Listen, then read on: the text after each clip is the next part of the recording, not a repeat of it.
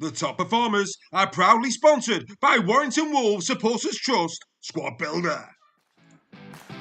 Here are your top performers from round number 6 of the Betfred Super League. Both scoring a hat-trick at the weekend with Jake Ward of the Wigan Warriors and Mikey Lewis of Hull KR. The most assists also came from Mikey Lewis with another magnificent 3.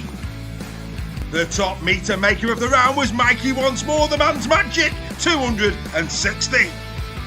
The most clean breaks came from Junior Insemba, Mikey Lewis again, and Atamorg on debut for Hull KR, all of course with 3.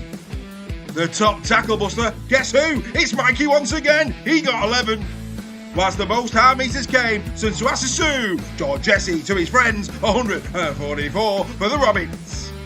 The most offloads came from Tavita Pangai Jr., the Catalan Dragons 4 against the Saints. Whilst the top tackler was Harry Rushton of Huddersfield Giants with 56, on which the Costa got 55, Oliver Partonton 50, and Matty Lees 47. Bruising indeed! And finally, the best goal kicks of the round were Arthur Morgan and Harry Smith, both getting 7, albeit Morgan got 7 from 9, Harry 7 from 10. These are your top performers from round number 6.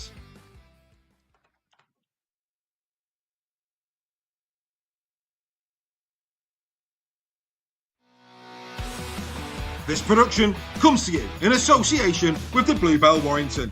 Situated in an 18th century building in the town centre and just a 5-minute walk from the HJ Stadium, the Bluebell is the perfect destination for pre- and post-game food and drink.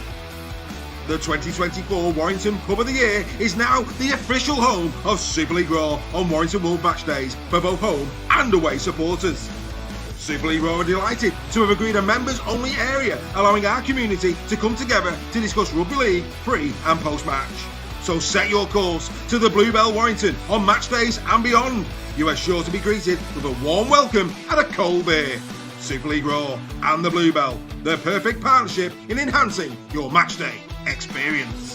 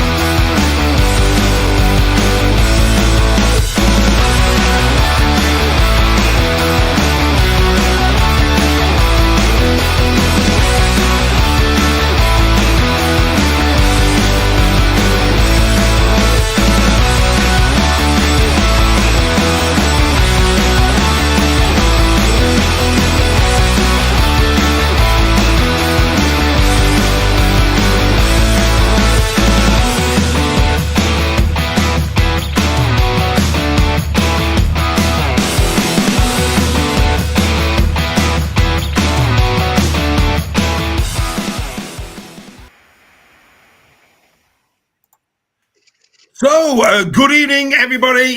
Great to have your company. This is not live. We're on our Easter break, but of course, we had to deliver a Super League Raw weekly on a Tuesday night at 8 p.m.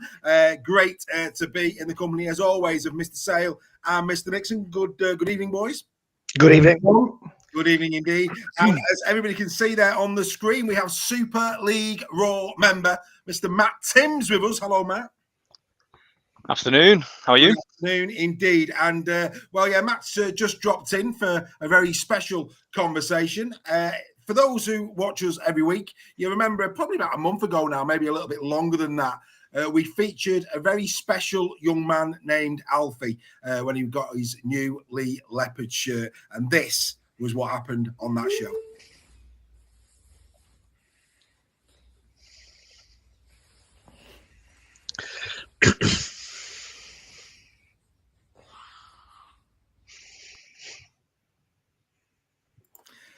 So there was young Alfie getting his brand new Lee Leopard shirt. And of course, that was because his dad reached out to the show because he wanted young Alfie to appear on the titles.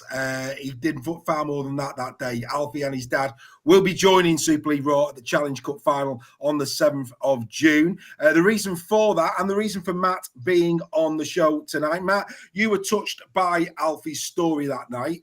So much so, you're doing a bit of fundraising. But before we get into that, I know that you've been speaking quite a lot to Alfie's dad. Alfie's a brave young man living bravely with really, a terrible disease. Do you want to just bring everybody up to speed with Alfie and what he's living with? Yeah, Alfie is a truly inspirational little boy. He's 10-year-old. Alfie suffers with Duchenne muscular dystrophy, or DMD. That's a genetic disorder, and it causes progressive muscle weakness and degeneration.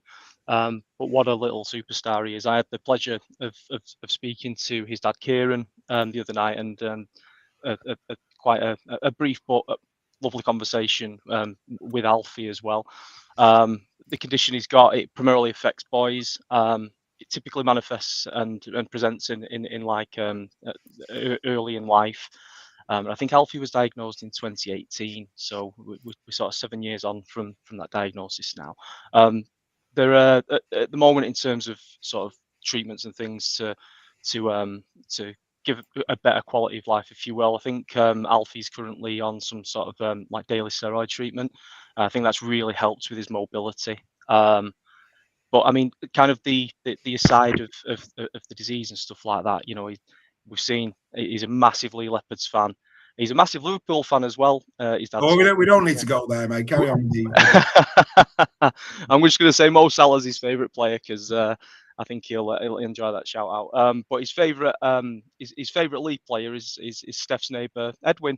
So there's something as well. In terms of, so I'm going to talk about why I wanted to get involved, and you kind of touched on it before, Dave, around how it touched me, and I remember watching that segment and the look on Alfie's face when he pulled the shirt over his head, and it really touched me, and I did a lot of reading up on the condition and stuff like that, and I'd kind of planned to maybe run some races this year, and I had not set out with the intention of doing any sort of charity or fundraising or anything like that. But I felt touched by it to an extent that I needed to personally. I felt like I wanted to and needed to support what is an incredibly brave little boy. And so that's what we're going to set out to do. So you can see on the screen at the moment, we've got the GoFundMe. So I got in touch with Kieran, with Alfie's dad. He's a top bloke, by the way, as well. Absolutely top bloke. He's made loads of time for to sit down, have conversations with me and stuff like that, and I really appreciate that. And he reached out actually on the back of the video where you guys announced that I was going to be running the 10K, and were offered, for want of a better phrase, to run it alongside me, which is absolutely fantastic. And something that I took him up on the offer of like straight away. He found out that I was a Salford Red Devils fan, because I never told him that straight away when we first started talking. Not that I'm secret of it or ashamed of it, even where we are at the moment. And he was like me. He started to have a million ideas running around his head in different things that we could do, which were things like even running in opposition's colours and stuff like that, and just trying to raise a bit of a bit more of the awareness around the condition, just and trying to bring some of the aspects of the club together. It's actually a bit of a shame because the game against Lee has been moved, but it was Alfie was planning on attending that game, and it's around the time of his birthday as well. And they've now moved it back to the Saturday, so it's a little bit sketchy as to whether Kieran and Alfie will make that game now. But what a great occasion that would have been a few weeks before the run. Well, that's what we're doing at the moment, right? So we're doing the Great Manchester 10K. That takes place on Sunday, the 18th of June. A lot of people have already reached out and said they're going to come and watch and support as well. And I'm a bit overwhelmed with the response. And I genuinely am. But that's what we're doing at the moment. That's the run. Well, on that, Matt, we're overwhelmed by you, mate. Quite frankly, Matt has took it upon himself to do an incredible deal on behalf of the Super League Raw community. Matt is very much the lead of this. The relationship he's building all the time with Alfie and his dad, which is wonderful. And of course, we've got the GoFundMe page, and the reason we've got a GoFundMe page is why, Matt. What's the why to that? Yeah. So we had a few conversations around fundraising and things like that. And Alfie's dad has actually raised quite a lot of money for different charities related to Duchenne muscular dystrophy and Muscular Dystrophy UK previously. And we thought, what a wonderful thing this could be if we could raise money personally. So from my perspective, raising it personally, that Alfie's the beneficiary of that. Alfie's putting together a wish list at the moment, and Kieran actually joked with me the other day because of some of the items on there that we might need to go and do 7 in 7 with Kev Sinfield to fund it. So yeah, I'll be going through pairs of trainers like no one's business if that happens. But there's some quality stuff on there. He's a big Real Madrid fan. He'd love to go and watch Real Madrid at the Bernabeu. One of the other conversations we'd had was, if Lee go to Vegas next year, what a way it would be to be able to fund a trip like that or something. And we're talking, a lot of money then. I think currently top of his list though was Disneyland. So again, that's where the conversation around running the 7 in 7 came from, and getting the family out to Florida.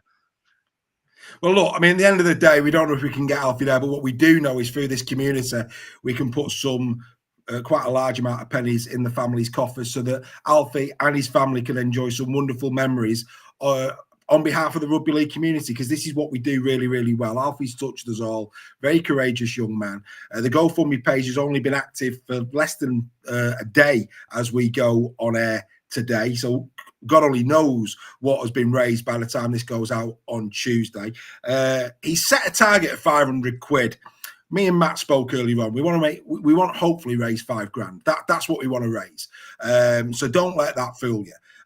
We really want to put a decent amount of money to Alfie's family, a lovely little lad. Would it be lovely if Super League Raw made one of his dreams come true? I think the Bernabeu, Real Madrid, that is $5,000 more than covers that, and it will be wonderful on behalf of this entire community if we can do that for Alfie. And you can only guess what this would mean to his parents, Matt. Yeah, 100%. And I think they've been as overwhelmed with the responses as I have from the community as well, personally. So I think, what a wonderful thing, right? And we've got a real opportunity here to make a real difference to such a special little boy and create some real lasting memories for him. I think that we've got such a wonderful community, and I think together we'll do some amazing things. We have great, we said earlier when me and you spoke that good people find good people. We have got great people watching this show. So even if it's a 5 or a 10, it doesn't matter. Every penny counts towards giving Alfie some wonderful, wonderful memories and, of course, lasting memories for his family. So please get on board with us. What time does the race start on the 18th of May, Matt? I think the wave that we're in is around 11:30. I'll confirm it, but it's normally around 11:30.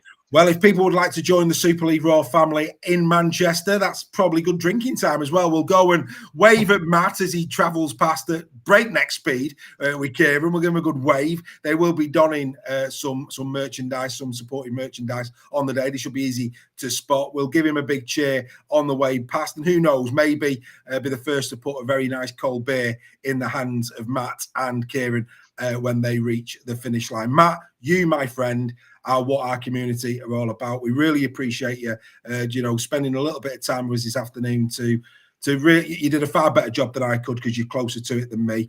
On behalf of myself, Greg and Steph, and Joel, of course, who's not here today, mate, you're a champion, absolute champion. thank you very much for what you're doing. We will support you every step of the way. There's more things in the pipeline that we'll probably announce as the year goes on how we're going to continue to support Alfie and his family. But on behalf of us all, mate, you have a lovely afternoon, and we will see you soon. You take care. Dave. Oh, go on, Steph. Go on, mate. Just before Matt goes, obviously, from everyone, I just want to say how inspiring it is what you've done, mate, and especially for a fellow Lather. I've had a couple of conversations this morning about supporting charities in our local area through my business. So what I'd like to offer you and Alfie's family is for every property we sell this year, we will donate £100 to the cause. So if that's okay with you and the family, we'll support that and promote that through our Facebook page and everything. But we'll take that offline. But just to give you a bit of a support there, mate. That's amazing. I'm genuinely overwhelmed. That's fantastic. Thank you. That's unbelievable. That's unbelievable.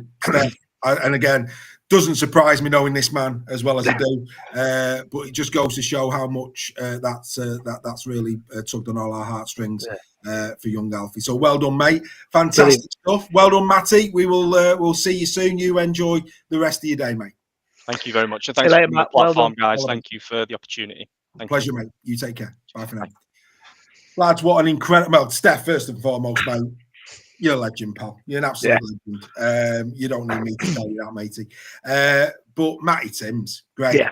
What a guy. Yeah, mate, I've done the man. doing that. I mean, I'd love to be able to run it with him, but I don't think my legs would take it at my age. So I've done the Manchester 10K a few times. I have no intention of doing it again. No. I tell you what, Steph, though, you've got no time to be sitting here chatting or selling some houses. That's the plan. But no, I mean, if we that hopefully can give it some real boost, especially in the community as well, and using our social media to promote it, and hopefully some other businesses may jump on the back of that, and then all of a sudden the 5K target becomes very realistic, doesn't it? Well, mate, I think the 5K target is very realistic. If we get in touch with people that we know in and around the sport, I think it's really realistic. And when we set about doing this for all those years ago, and even now, because we're still in our infancy, we're still the new kid on the block. I think it will be an incredible achievement that via this show. Of course, Matt, as I say, he's doing all the graft, but Raya Super League Raw, to be doing something of this magnitude is incredible, and it's what this is about. Yes, it's about rugby league. Yes, it's about enjoying the sport of rugby league. But the people who follow rugby league are very, very special people. We're surrounded by them here at Super League Raw. Please become a member up there in the far corner. Become a member, become a part of what we're doing, because the more members we have, the more good we can do, and that's what it's all about. Right, that is that. Let's now move on with the show. A little bit of this. Banging or hanging? Yes, banging and hanging, but it's all three of us today for this one. Just prior to coming on the show today, it has been announced that Headingley is a sellout. The likelihood is by the time this goes live, Everton will be a sellout, just Wembley to go. It would appear that the Ashes are alive and well, Mr. Nixon. Oh, it's fantastic news, isn't it? I mean, it's been quite a while since we've had an Ashes series in this country. I personally can't wait for it. I'm glad it's captured the imagination of the rugby league fans. Hopefully, by the end of this series, it will have captured the imagination of people who've maybe never seen the sport before. Everton's ground, I'm so looking forward to going there and having a look at it, and maybe scanning it out for a possible grand final venue in a few years' time when Old Trafford's being redeveloped. And we could sell Wembley out. There's a massive Australian population in and around London. If we can sell Wembley out, that's absolutely fantastic news for the sport. I mean, Steph, you'd expect that, we've sold Headingley out. I mean, forgive me, and I know Headingley of the three venues is the smallest capacity. I get that, but we do know that, it's about, what is it, about 20,000, is it? What is Headingley, do you know? Just over 20,000, I think. Just over. It's something like 23,000, something like that. Right. So on that basis, we know that Everton's the next, around 50, just over 50, wasn't it?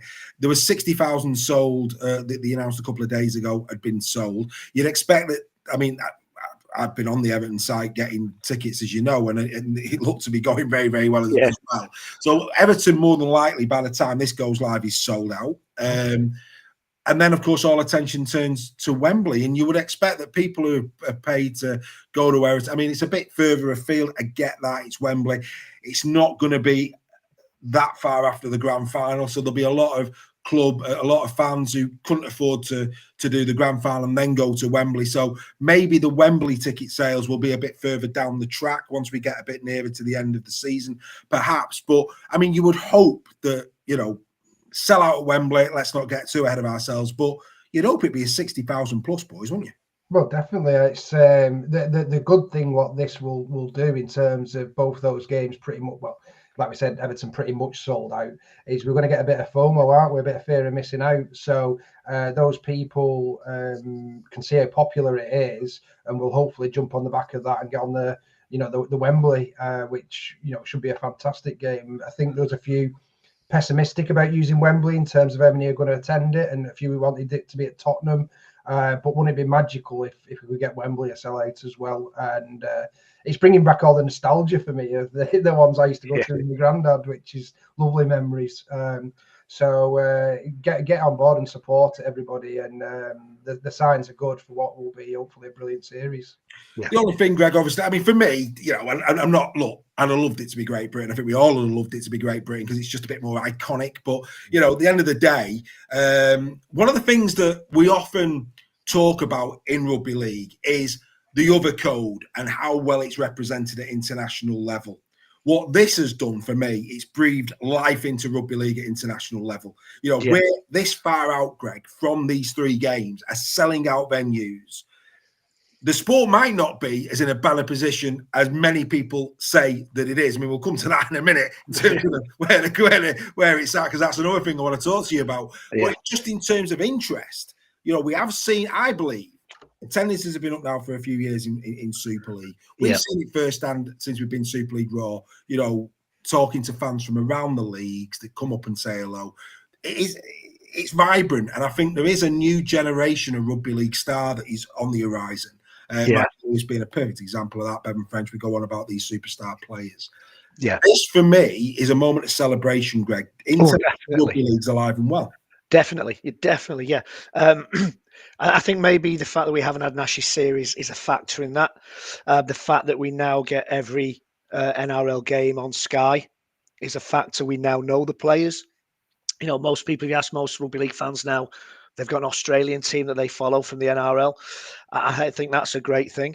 Great Britain, England, it doesn't really matter, because when you think about it, probably there wouldn't be too much difference between an England and a Great Britain team. But yeah, you're absolutely right. Interest has been sparked with this series. People are talking about it. It's up now to the powers that be to get behind this and market it really well, and to kind of start driving that engagement now. That's what we need. We've done our job. We've bought the tickets. We're buying the tickets. Now it's up to the RFL. It's up to the clubs as well to get behind this, to get behind the international game, and to put it on the pedestal that it should be, as far as I'm concerned. And it shouldn't stop with the attendance in the ground. We also need a massive push. I mean, we know that this will be picked up by the BBC. It needs to be BBC One. There's the first thing. It has to be on BBC One. That's part of what we're saying, Dave, that the people around the game now, we've done our job. We've bought the tickets. Fans of the clubs have bought the tickets. Now the stakeholders, the people who have an investment in the sport, have got to do their bit, their side of the bargain now. Bring it to the rest of the nation.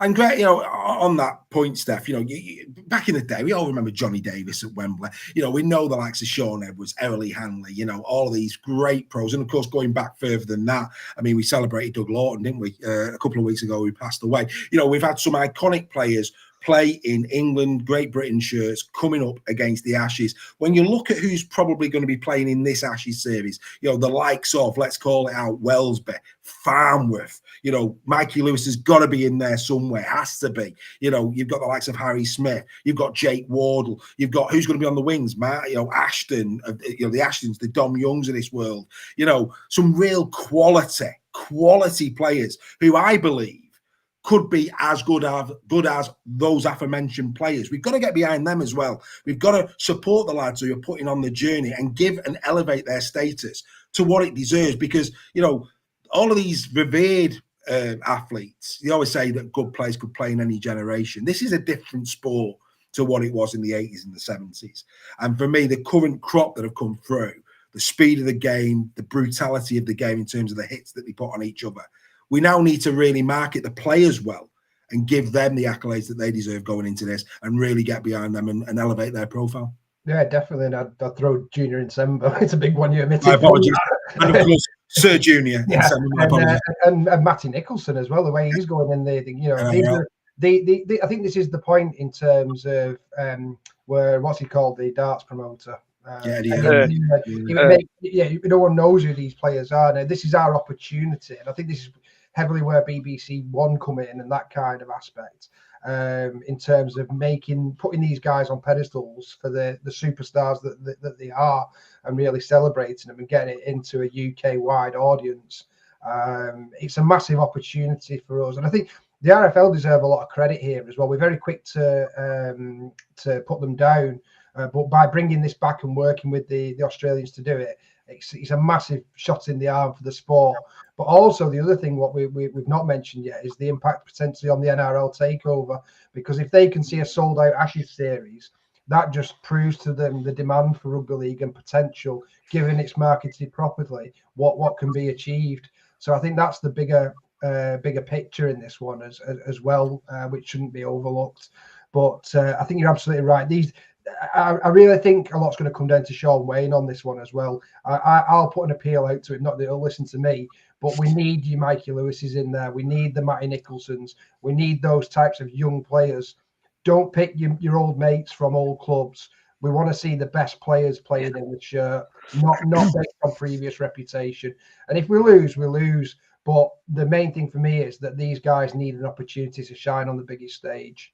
Spot on, and of course, you know, there's other players that get it. And isn't that wonderful? You're right, Junior and Sembo. I don't know, but there's that many good players. You know, I mean, we could, you know, you talk about Morgan Smithies. There's another one, Morgan Smithies, Greg, down in the NRL at the moment. I mean, I know Matt Nick's getting a lot of press at this moment in time, but Morgan Smithies steady away, isn't he? Yeah, like you say, steady away. He's been going about his business, not grabbing many headlines apart from one or two in Vegas. But yeah. You know, there's a couple of players down there that are doing really, really well, and why shouldn't they? If they can hold their own in the NRL, I'm sure they can more than hold their own at international level. And you know, the intensity down there is of international level. That's why the Aussies have dominated for so long, because their competition is so intense. They're just used to that intense rivalry, that commitment, and that level of physicality week in, week out.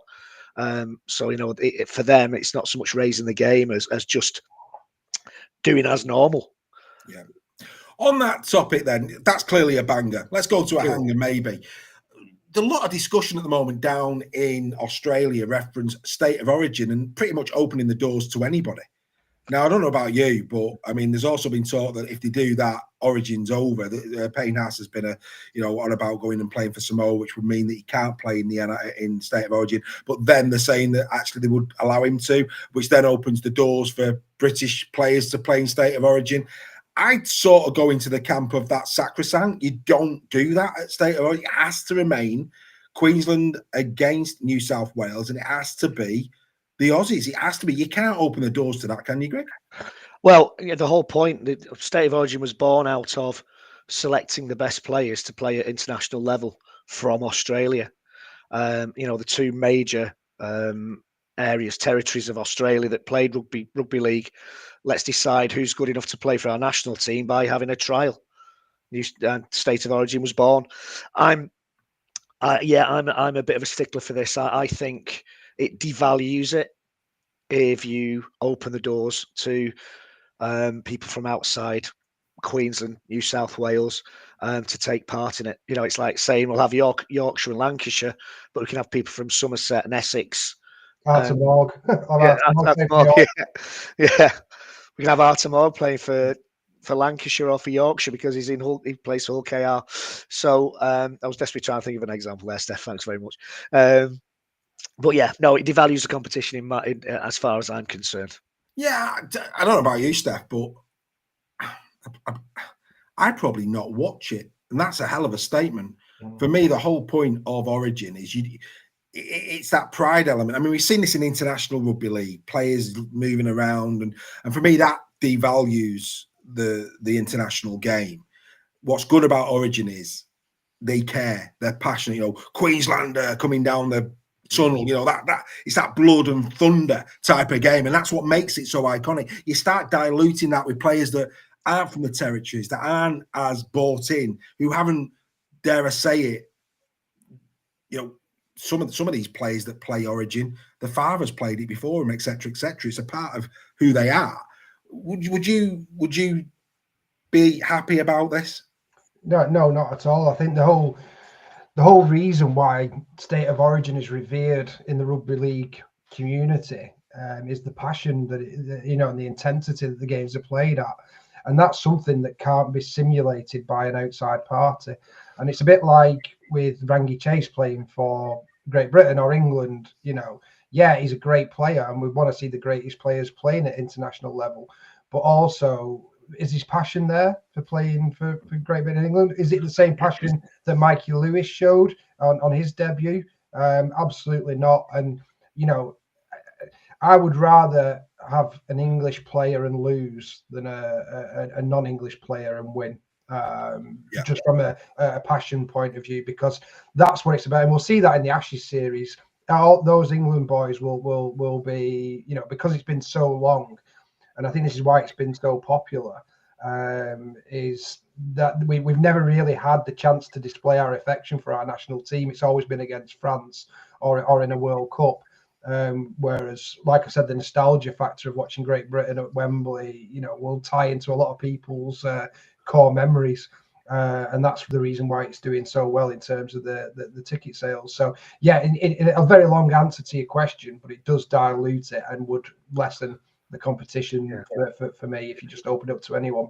Just on that, I mean, again, it's about fans as well. It's not just us that are far away. That we love the spectacle of Origin. I love Origin. We're not bought into it like the Aussies are, but we love it. You know, it's a proper game.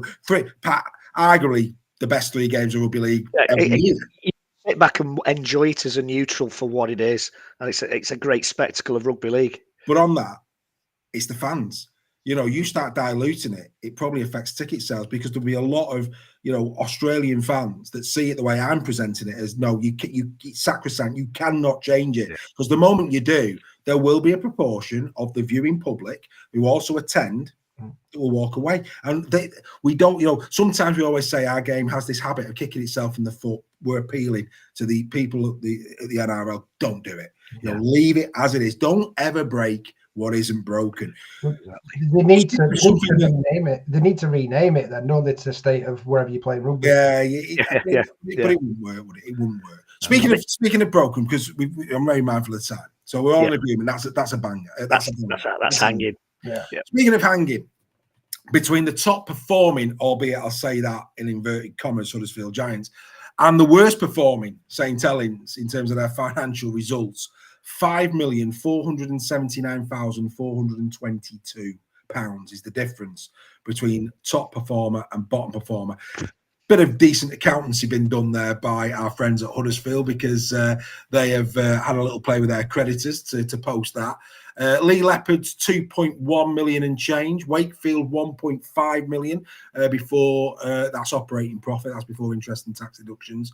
KR, they posted a loss, 366. Now, this is interesting for me. The 3 I've said about Huddersfield, interesting accounting. The top 3 performers financially are the latest 3 to be promoted into Super League. I find that really interesting, lads. Really interesting. Yeah.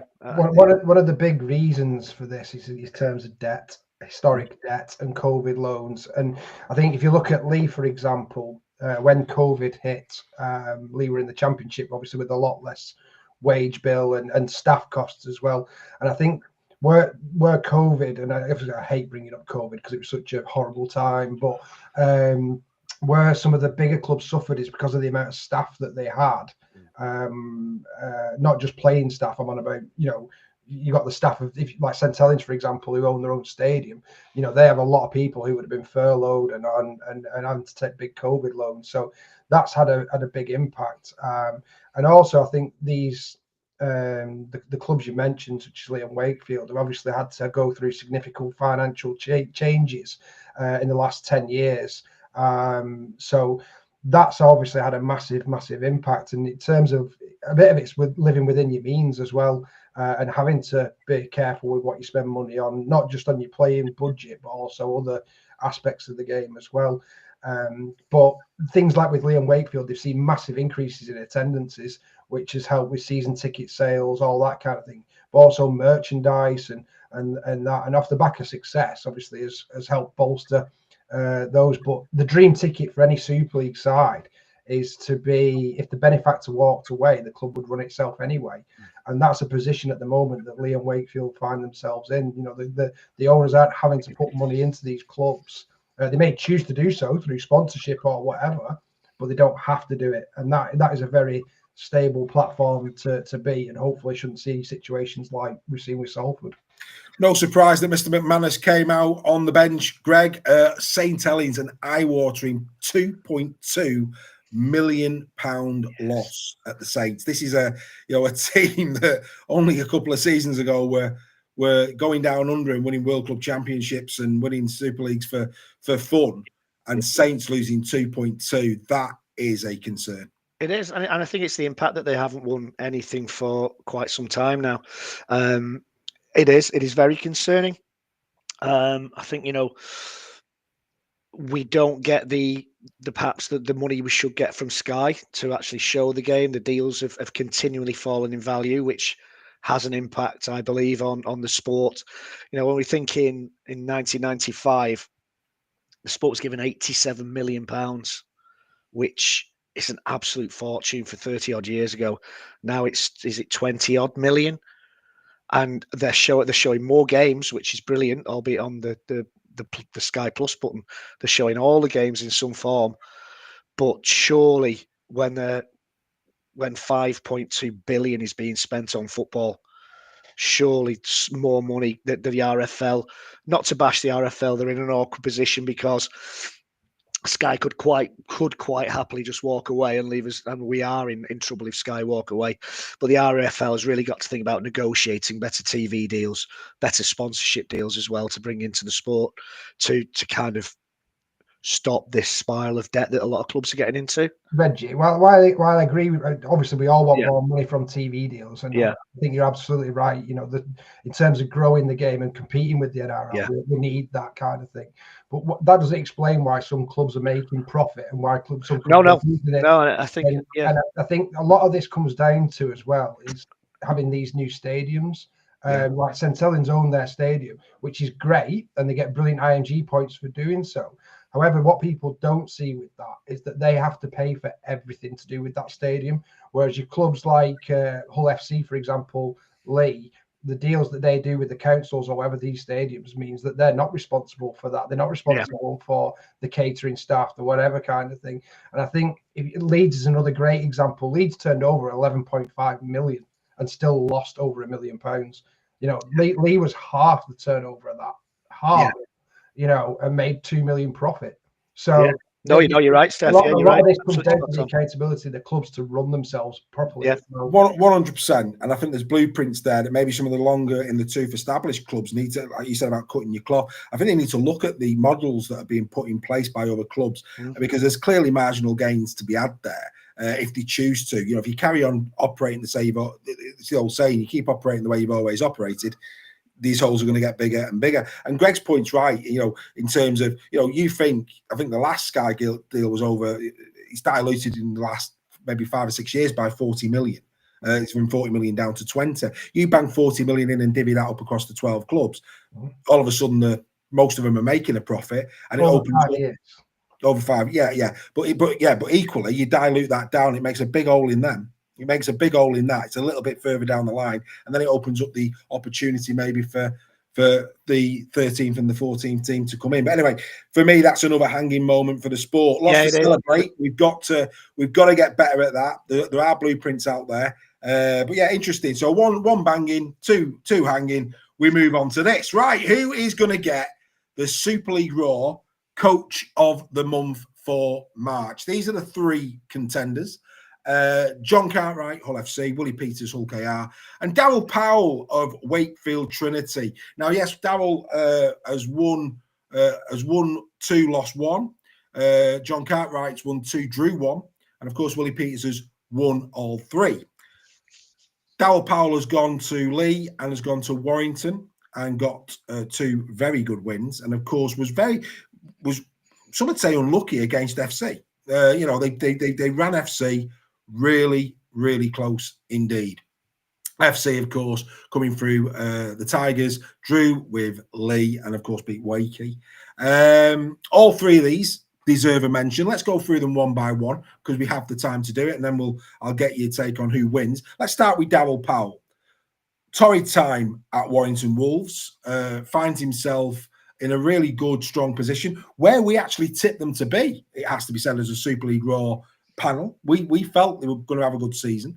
But they're doing very, very well, and probably at venues that we wouldn't have expected them to win, but they have won. I mean, it's the home thing that's doing them at the moment. But Greg, Darryl Powell, as somebody who represented the Warrington Wolves, you must be pleased for him that he's bounced back so well with Wakey. I'm delighted for him personally, because I think the more you read about that period of time, the more he was probably dealt a bad hand by the club, or given a job to do that maybe was beyond him a little bit, without going into details of that. But yeah, I'm delighted he's back. I think that's his environment. That's the club that he thrives at. The kind of the underdog, as Castleford were for a long time, as Wakefield will be this season, coming up from the Championship. So yeah, very pleased. At the end of the day, he's a good coach, and he's rugby league through and through. And what he hasn't let what happened to him at Warrington define him in this era of his coaching career. So yeah, delighted for him. Really pleased for him. Brilliant stuff, mate. And Steph, let's not lose sight of this. Yes, they're sitting 8th. Yes, they're on 6 points, but they have a for and against of 16. In 6th, the Lee with a -13. In 5th, a Warrington with a -20. And in 2nd, the Hull FC with a -7. But that tells you a lot about Wakefield Trinity. Yeah, they've been in every single game, haven't they? Yeah. They've not been blown away by anyone, and gone toe-to-toe at their own place with KR and Saints. So been very unlucky, and against Hull FC they were very close as well. So they're a quality side. I got to see him firsthand last week. What he's done is brilliant. But what we've got to remember is a bit like the Warrington a couple of seasons ago. You won 8 or 9, and then everything fell away. So yes, it's great, and he's done a phenomenal job. The key now for Wakefield is consistency. But on that point, the signs for Wakefield are quite good, and I'm not doubting that they can be consistent. I think when you've got like Rourke coming in to replace Jowett and things like that, their squad depth is looking very, very healthy as well. So for me, he's been phenomenal, but I don't think he's quite the coach of the month. No, but he was been absolutely worthy of this debate. I'd agree, and I think Greg, would you agree? Not coach of the month this month? Not quite. Not quite. But worthy of this discussion. Here's one for you. In terms of points scored, where did he rank in the 12 teams this season? Points scored. Well, they must be right up there because they put 40 on lead, didn't they? So I would say I'm going to hazard a guess. They're first. They're not that good. I'd say 3rd or 4th. 3rd or 4th, yeah. So topper Wigan with 202. Underneath them are Saints, 190. Then it's KR, 175, and then it's Wakefield Trinity, 114. Yeah. You've got to count in the teams that have played Salford so far, haven't you? Exactly. But very well done to Darryl Powell. Up the Trin brigade should be very, very proud of what Darryl is producing, and of course the players outstanding. Right, let's move to John Cartwright, sitting 2nd in Super League. 2 wins and a draw, again worthy of a discussion. And I think what we'd say about these, Steph, is that they have been probably the most gritty, hanging in their team in the opening 6 rounds. They have Wakey being one of them, of course, Huddersfield being another, even the Challenge Cup, which we don't include in this. Of course, it's just Super League. They this year are just in the grind and giving themselves the opportunity to pinch them, something that we've not seen from FC for many, many years. Yeah, we've said it numerous times on this show already. How impressed we've been with him as a coach. I think what he's brought to Hull FC for me is a bit of calmness and a bit of, you know, he's very assured when he speaks and not too emotional and emotive. And I think the players have responded to him fantastically. I think Richie Myler deserves a lot of credit for the recruitment. You know, we're very easy to criticise that, especially when they were signing a lot of the older league players. But like I said last season about Lee, you know, who's laughing now kind of thing. And I'm sure Richie has a wry smile on his face because those players have bedded in brilliantly together by the looks of it and have all bought into the ethos what Cartwright is putting across. So for me, I think he's been great. I think if they'd have beaten Lee at home, I would have said he was the coach of the month. I think that would have tipped it for him. But I think that draw is where it just edges it for me in terms of Willie Peters. But I know we're going to come on to in a moment. Greg, John Cartwright, of course, has done his he's done his time over there in the NRL as assistant coach. Yeah. Yet another Australian assistant coach that has come over to Britain, and he's putting himself in the shop window for a big gig back home at some point, isn't he? He certainly is. I think many Hull fans would be happy with you saying that. But yeah, you know, as Steph says, he's brought a calmness, a steadiness to the team. They're doing a lot better than any of us would have predicted at the beginning of the season. Again, going back to what Steph says about the signings they made, we did mock the fact that a lot of them were at the kind of the top end of the careers rather than the start of the careers. But he's moulded a team ethic by the looks of it. Don't forget they're not Wigan out the Challenge Cup as well. Yeah. At Wigan, which is, you know, not many teams do that. If we factored that in, mate, then he possibly might have edged Coach of the Month in some quarters. Would you say, Reg? For me, I would be tempted to give him Coach of the Month because Hull have gone against expectations this season, and you know the way he's pulled the team together, the performances that they've given. I would be tempted to have given him Coach of the Month, let's say. Yeah, and Steph, would you agree? We don't, you know, we make no apologies for that. It's Super League Raw. This is a Super League show. We talk about the Challenge Cup. We give it the respect that it deserves.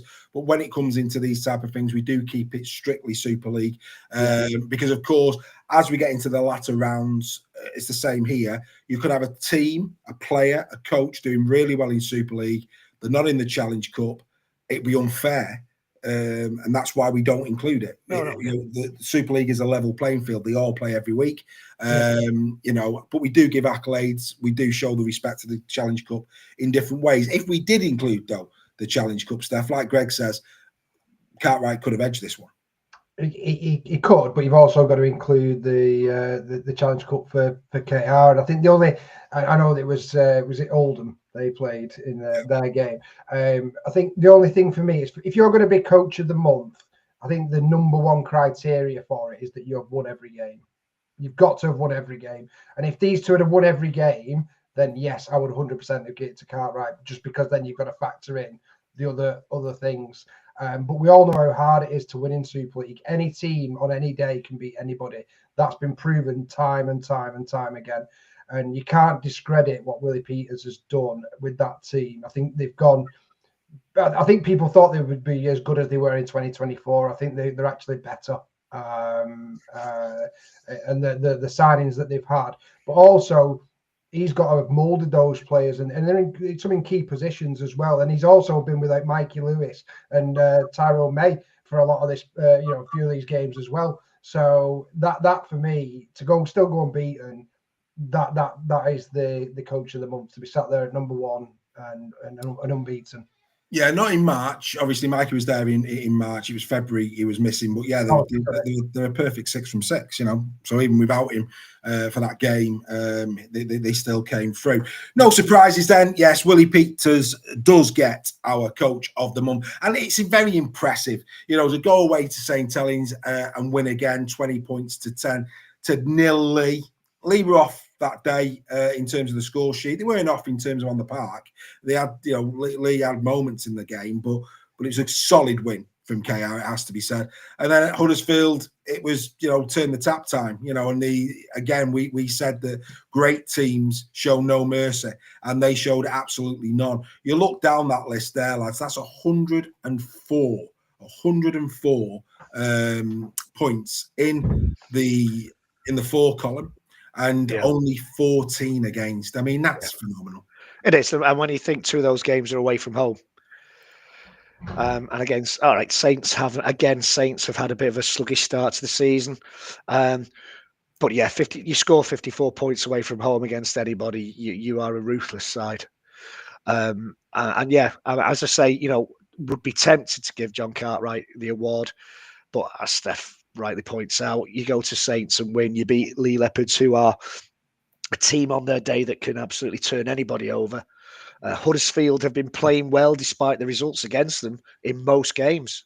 You know, they certainly gave Warrington a good game first weekend of the season. So yeah, deserving of the award.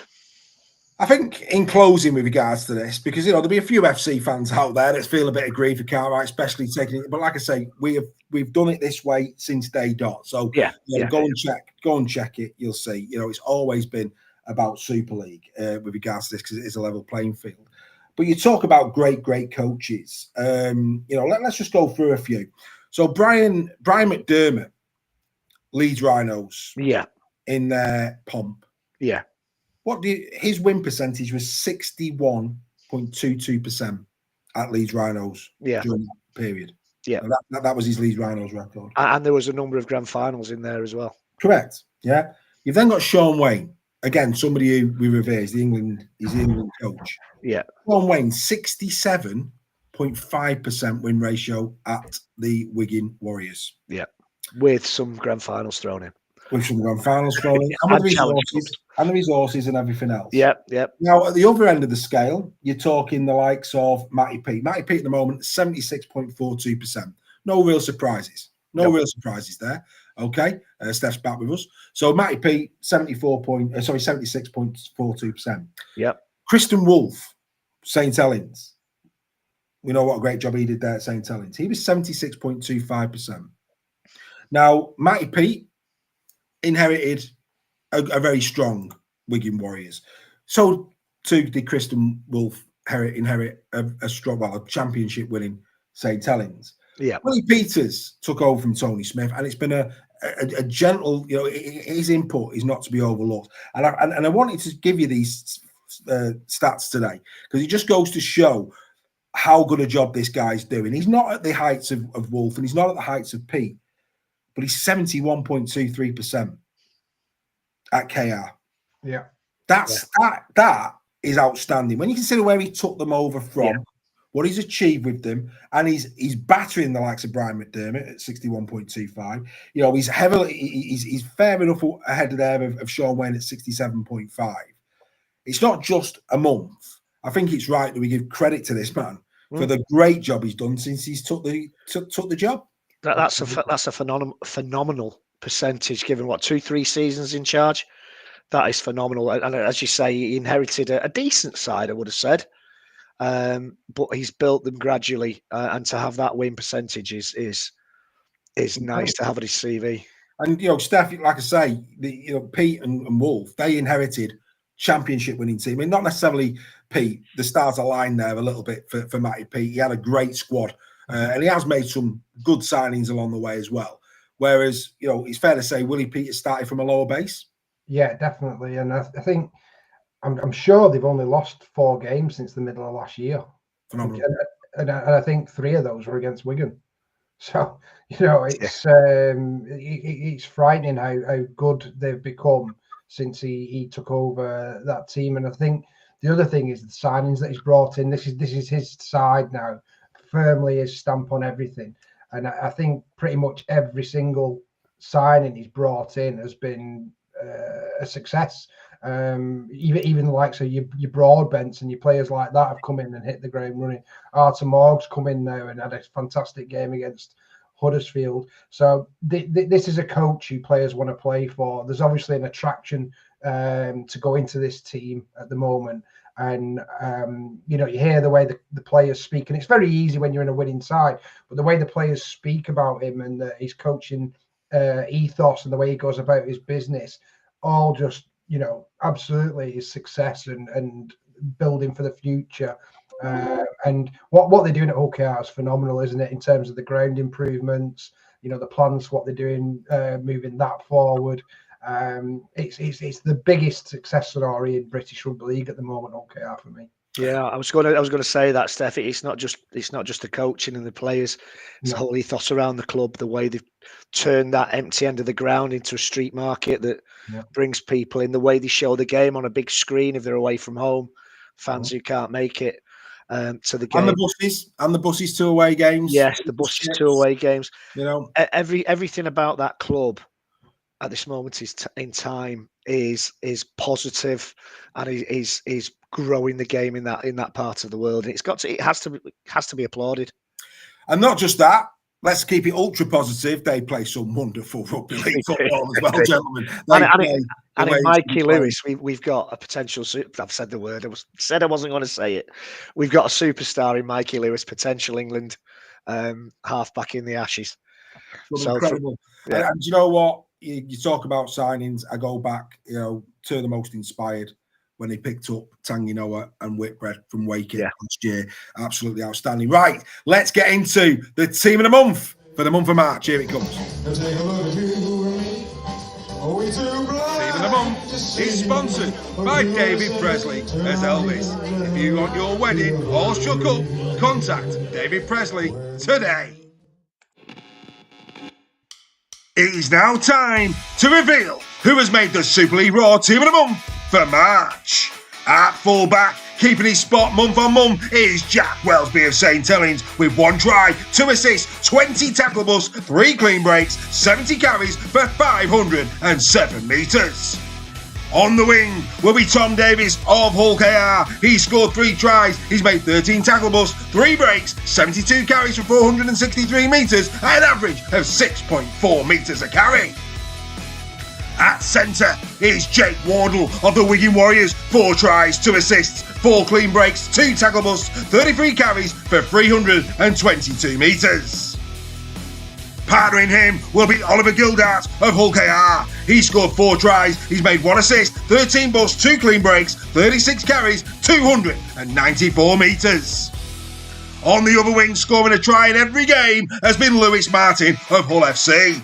3 tries, 2 breaks, 6 busts, 54 carries for 362 metres at 6.7 metres a carry.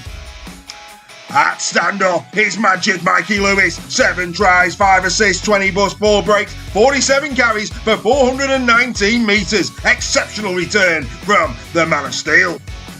At scrum half will be Aidan Caesar of Hull FC, who is in exceptional form. He scored a try, he's made 4, 8 goals, 10 busts, 56 carries for 313 metres. At prop forward is Mike McMeekin of Wakefield Trinity. The captain fantastic has had 2 tries, 1 assist, 8 busts, 106 tackles, 42 carries for 331 metres. At number 9 and hooker will be Liam Hood of Wakefield Trinity. 2 tries, 5 assists, 6 busts, 2 breaks, 15 runs from dummy half and 82 metres.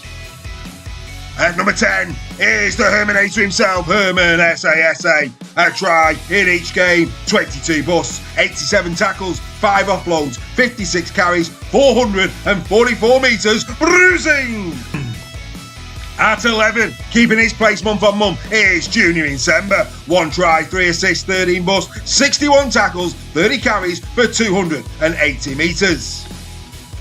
At number 12, also in second row, is James McDonnell of the Leeds Rhinos. A try, 122 tackles, 96% tackle efficiency, 5 busts, 30 carries, 169 metres. And finally at loose forward will be John Asiata of Hull FC. 102 tackles, 1 assist, 6 busts, 3 offloads, 60 carries for 317 metres. Lee Leopard's form for the number 13. On the bench this month will be Jared O'Connor, Alex Walmsley, Oliver Partington and James Harrison. This is your team of the month for the month of March.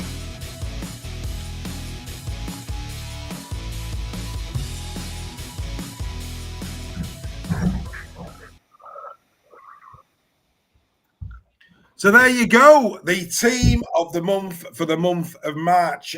Jack Welsby, Aidan Caesar, Junior and Sember, and Alex Walmsley in the 17th. Walmsley drops out of the starting 13 to the bench this month. But that is quite a team of the month. And, of course, a lot of players in Yorkshire in that particular team, which, again, must be good. I mean, you know, the Yorkshire sides for many years have not been performing in Super League. I think that's probably the most Yorkshire biased side we've had on Super League Raw team of the month for many a season. Steph, your thoughts on the team of the month? Yeah, you're absolutely right. I think Yorkshire's suffered for the past few years, haven't they, in terms of the teams, but also on the league table as well. But that's great to see for the Yorkshire fans. So many players there, but I think SA again. You know, how good has that guy been? And obviously, brilliant news. He's been rewarded with that deal. But Mike McMeekin as well. Also, for those two to nudge out Walmsley, I think has been outstanding at Saints. Just goes to show how well those two players are playing. And great to see John Asiata in there and recapturing, like you said, some of that Lee Leopard's form. He's been fantastic. But also Caesar as well. I think he deserves a special mention. I think we've already mentioned about, you know, writing Hull FC off in terms of their signings. I think he's probably been the most surprising for many people, given his way he played for Leeds and Huddersfield, how well he's fitted into this Hull FC side. But I think that segues very nicely into why John Asiata's in there, because he's giving Caesar that space at Hull FC to be creative and to become a running halfback. And I think that's where Caesar's most dangerous. And also his fantastic passing as well. Yeah, going back to Mike McMeekin, Greg, you saw him firsthand at the Halliwell Stadium. There were people asking, how does Walmsley not getting over McMeekin? It's minutes played, and it's also the defensive element. You know, there's not much in it in terms of go forward, bust, etc. But Mike's minutes on the field, his impact on the field, and his defensive work just edged out Alex. Yeah. Your thoughts on the team? It's consistent all-round form. Mike McMeekin. I mean, I think I joked after they beat Warrington that Mike McMeekin would have beat us on his own that afternoon. He was superb. He's put the minutes in. His consistency is the thing that gets him in ahead of Walmsley for me. Not just heavily Yorkshire, but heavily Hull. Yeah, it just reflects where we are, where they are in the league table. Word out for Jake Wardle. He's there or thereabouts every month, every week for team of the week or for team of the month. Got to give a big shout out for him. Surely he's a shoo-in for the Ashes this season. I would have thought Jake Wardle. But yeah, Welsby's been fantastic at the back as well. I think he had a bit. I think he had an injury quite early on last season, and I think it took him a while to regain his form. I think he's hit the straps. He's hit the ground running this season. He's doing phenomenally well. And, of course, Mikey Lewis. There's no more you can say about Mikey Lewis, the way he's playing at this moment in time. Well, I mean, no matter who your God is over there at St. Helens, I think they're even praying to Father Christmas and the Easter Bunny that Jack doesn't get an injury this year. Because without Jack Welsby in the Red V, I think they'd be a very, very different team. Now, we know we're not live, but by all means, still have your fun. We will announce who the player of the month is at the end of the show. It's a tough one this month. It really, really is. But you may agree with it. You might not. But anyway, there's arguments for at least a few players in there. It really is a toss of a coin this time around. But that is the official team of the month of March, and that has had a massive impact on the Super League Raw Trophy, as I'm sure you could understand. And we will be dipping back into that, of course, at round number 10. Right, okay, we're now going to move on. No Nixon report in terms of actually Greg talking to us now. However, there is a Nixon report because, of course, this weekend, as you're watching, is the start of the brand new Women's Super League season. And, of course, we were at the launch of the Women's Super League at the LSV last week. Greg, well, quite frankly, me and Steph, we had a lovely time. We were hobnobbing, we were having a bit of buffet, we were having a couple of cups of coffee because we got Nixon to work. Mr. Nixon, of course, is the go-to man for Women's Rugby League. So Mr. Nixon took the lead. So here he is talking to Lizzie Anfield, to Dennis Betts, and also to Bella Sykes ahead of the brand new Women's Super League season. Here is this week's Nixon report.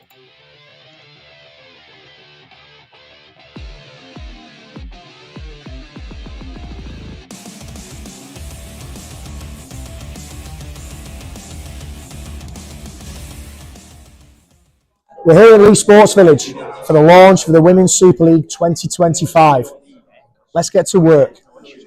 Hi, I'm Lindsay from York Valkyrie, the grand final winners last season. So Lindsay, thanks for your time today. Won the grand final last season. How does it feel going into this season, knowing that everybody's kind of gunning for your place at the top? We won the grand final, but I wouldn't say we were probably the best team over the year. That's something that we're going to try and tidy up this year. We want to be more entertaining and we want to be more consistent and just play a better brand of rugby. You know, we want to be the best women's team out there in terms of the product that we're putting on the pitch, and that's what we're striving to do, whether we win trophies or not. It's about how we look on field and representing the women's brand as best we can. Yeah, it's interesting you say that you probably weren't the best team overall. Was that something that just came together in the last few weeks of the season for you, that suddenly something clicked? It's a different mentality when you've just got to win one game or two games, being the semi and the final. You can completely change how you play. There's a process, to playing and trying to win that one game. And it wasn't pretty, was it? I think we'll all admit that. But it did the job, and that's all all you've got to do in those games to get the trophy, I guess. But no, we want to be better over the season, and we do want to be more consistent, and we're trying to find different ways to be able to do that. Okay, would you swap that consistency though and that entertaining feel for another grand final win this year? Oh, that's a good question. I'm not sure, actually. I'm not sure, because I was pretty frustrated with the way that we had to play last year. We had to play very defensive. We had to play in a certain way just to be able to get to where we got to. Obviously, it's great to win at the end, and it's great for the city and the club and for the players, obviously. But now we want, hopefully, to do both this year. But I do want to, really push the boundaries of what the women can do. Was there a reason for that? Was that injuries last season? Obviously we lost, to lose your hooker and a sort of dynamic player like Sinead, your hooker and captain right at the beginning of the year. Then we had various injuries going throughout the year. We had a few bans. We had to keep rotating the team, and then to lose Tyra Stanley right at the end was obviously tough. But we managed, we managed. And there probably was a bit of hangover from the year before, in terms of we'd done everything to win that, in the off-season, the players just needed some time away. And so it took us a bit of time to build into the season. But, we've learnt from it, and we'll keep building. The squad's obviously changed because we've gone from 30 to a 25-year-old squad. We've brought in a couple, about 5 or 6 different girls as well. So we've made, overall, our squad looks completely different to what it did last year. But the spine of it and the strength of it is in the youth that was brought through and developed last year. And what have the new girls brought to your squad? Just some experience as well. Like I said, Meg Williams has brought some Super League experience from St Helens. She's come across, and she fits a demographic that she's a local girl, but she's also got lots of experience and lots of potential. Yeah. And so there's great ability there that we can work with. She's a great girl, and like I said, we look at Wilton, who came from York, looking at playing at 9, so she'll fit in really well. We're looking for an extra 9. We've got Shania Power in, who's got Queensland experience. She's got Indigenous experience, and she's also played in the WNRL, so she brings a wealth of experience and adds to the group that we've got, because we're a pretty young group around. Outside of like Rachel Thompson and Vicky Moore, we're a pretty young group. And the Australian girls, how have they settled into life in Wigan? They love it. It's like most Australians, they come over and they're always concerned about the weather, there's always lots to do. There's always things going on. There's things to see. And so they've settled in really well, and they've really added to the group. I'd say as a group, we're pretty tight, and that's not diminished with the girls we brought in. And how's that blended, that experience, that girls coming in from Australia? How's that blended with the young girls? Have they? They're great. They kind of looked up and it was the quality of the character that I did a little bit of work through people I know, Rick, and who not really know the girls, but people who know the girls when we bring them in. And like I say, you can bring anybody in, but you'll always get rid of them because of the character. So you've got to do a little bit of work before you put them in place. And we've been really lucky. Like I say, Janai Power and her sister Tania, they've fit in really, really well and really enjoying it. Okay, and you've mentioned a few of the girls there. Who should we be looking out for this season to make an impact on the Super League? Jenna Foobster and Yuzi Rose, obviously the half-back combination that did really well last year. I think they've had a really good pre-season. Yeah. I think Grace Banks is the same. I thought Georgia Wilson as well. Georgia Wilson's trained really, really well. And she's pushing to try and be an international, back in the international scene again as well. Oh yeah, and so we've got a number of girls across our team. Like I said, Anna Davis has gone on from strength to strength. And is an established international now, but she just wants to keep getting better. Yeah. I think she's got a real drive and a real burning desire to come out this year and prove a lot of things again. Sort of the rebuild of the team's been exciting more than anything. I think we've still got a lot of depth and experience in our team. Obviously, a couple of new signings who are going to bring that experience and existing players that are still there. I think there's no dramas on that side. I think we've got a really experienced side going into the year. So you clearly got a few goals to settle from last season. What's your own personal ambition for this season? Because you played about 25 games for the Rhinos.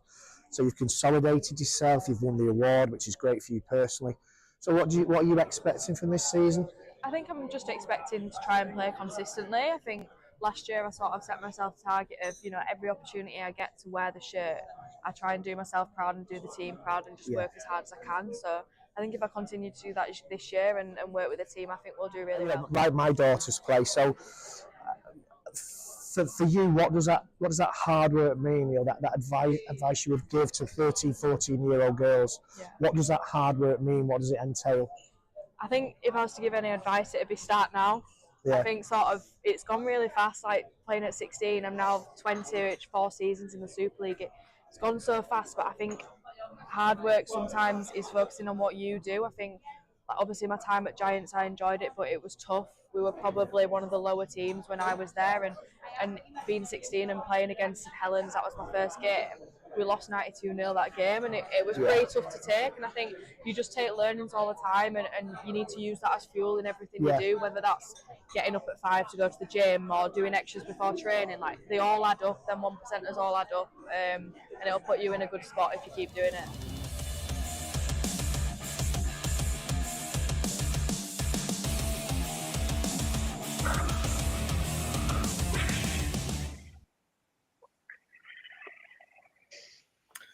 Well, I don't know about you, Steph, but I really enjoyed those interviews. Absolutely outstanding. I tell you what, I say potential. I also say a lot. I'm just watching myself back. What are you holding? What was your imaginary cup? I was remembering playing rugby and trying to catch the rugby ball that was thrown at me.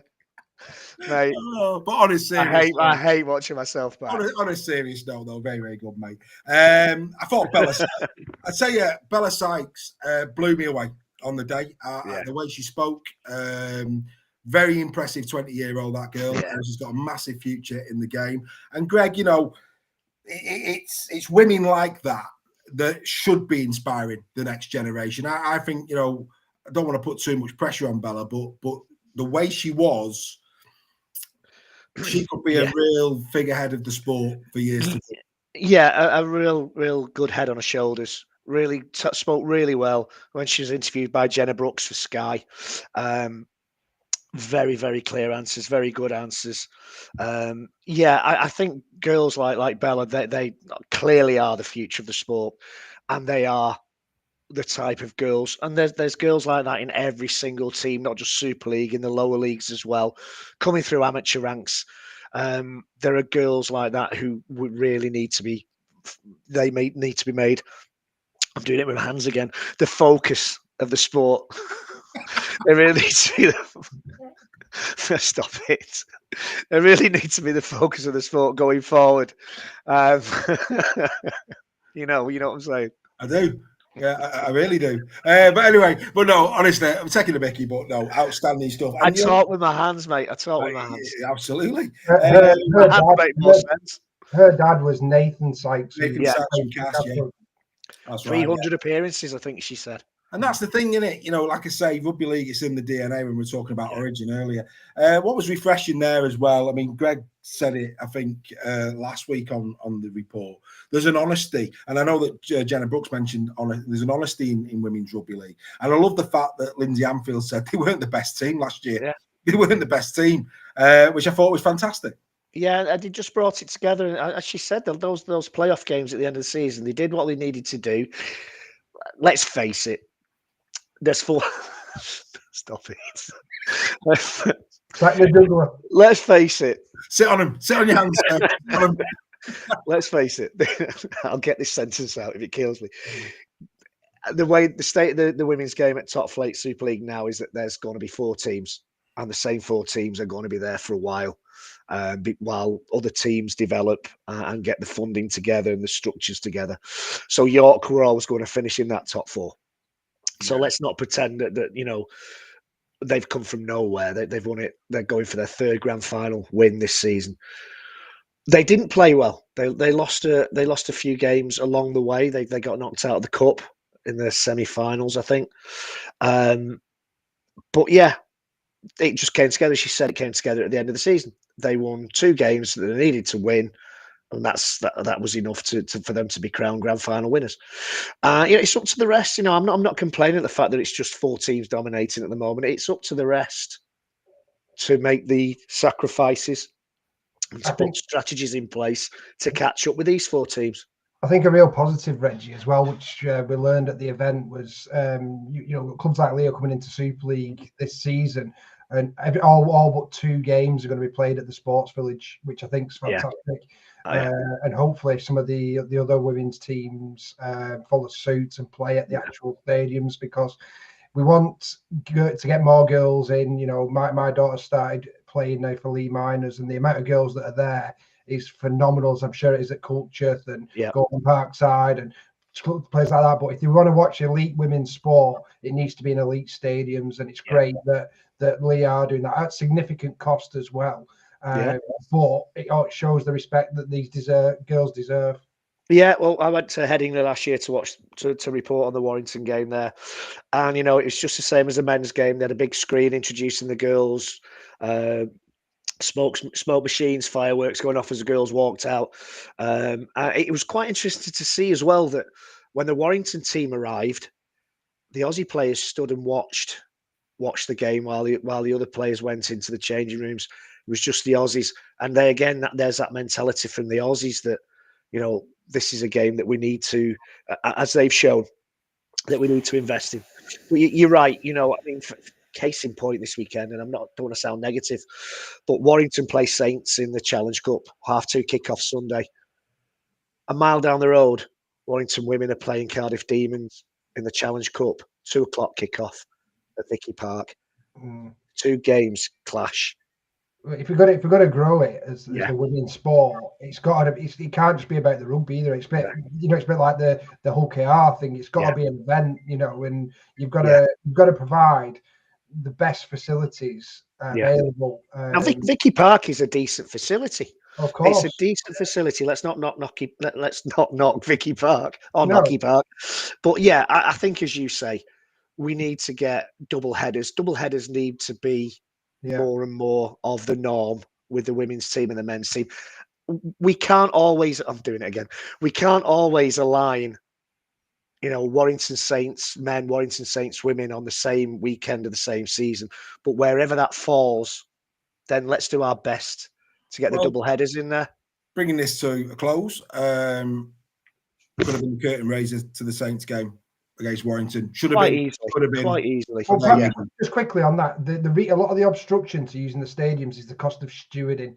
And if you do it as a thing, the stewards are there already 4 hours before the game. So that takes away some of that cost. So it's an absolute no-brainer. No-brainer. We're on about inspiring these girls to play rugby and watch the sport, and you've got to do that in the best stadiums available. Exactly. You know, Saints have got it right. They play at the Totally Wicked Stadium. They play their home games at Totally Wicked. Right, let's move on. Brilliant Nixon report this week. Those whole interviews will be landing on our websites throughout the week, so keep your eyes there. Those interviews are a lot longer than what we've shown you. Please watch them, enjoy them. Please watch them. If anybody wants to do a bit of AI and get fluffy rabbits coming out of Greg's hands, then crack on and post them on Facebook. It'd be great to see. Right, let's get back to Super League. It is back. Here we go. Let's get the league table up. There it is. KR, of course, top on 12. Then underneath them is Hull FC on 9 points. Then it's Wigan, Saints, Warrington, and Lee in the top 6 positions.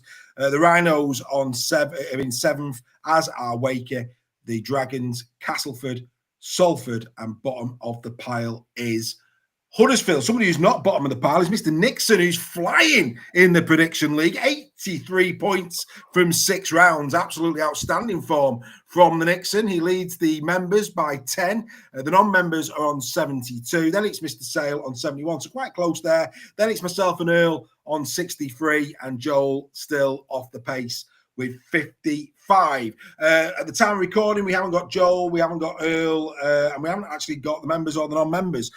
So on that basis, and of course, we don't know what's going to happen at the weekend, I will be taking the lads' predictions tonight, but I will take their final predictions. It's only fair next week when more things come to light. But we'll have a little play as current things stand, current injuries, what we know. We'll try and give a bit of a flavour on how we think these games will go. Starting with Salford Red Devils taking on the Leeds Rhinos. Salford, which team is going to show up for this one? We know the game, the team playing in the Challenge Cup is a bit stronger this weekend. I'll start with you, Steph, because you're middle of the screen. Any hope for Salford, or do we think that Leeds will bounce back, having had 2 weeks off from the disappointment at the Warrington Wolves? Right, I think first and foremost, I'm going to have a moan about loop fixtures, because how ridiculous is it that we're getting Salford v Leeds, exactly the same fixture in exactly the same venue, less than 4 weeks apart. That's bonkers to me that this is even a thing. But anyway, that's my little soapbox moment on that one.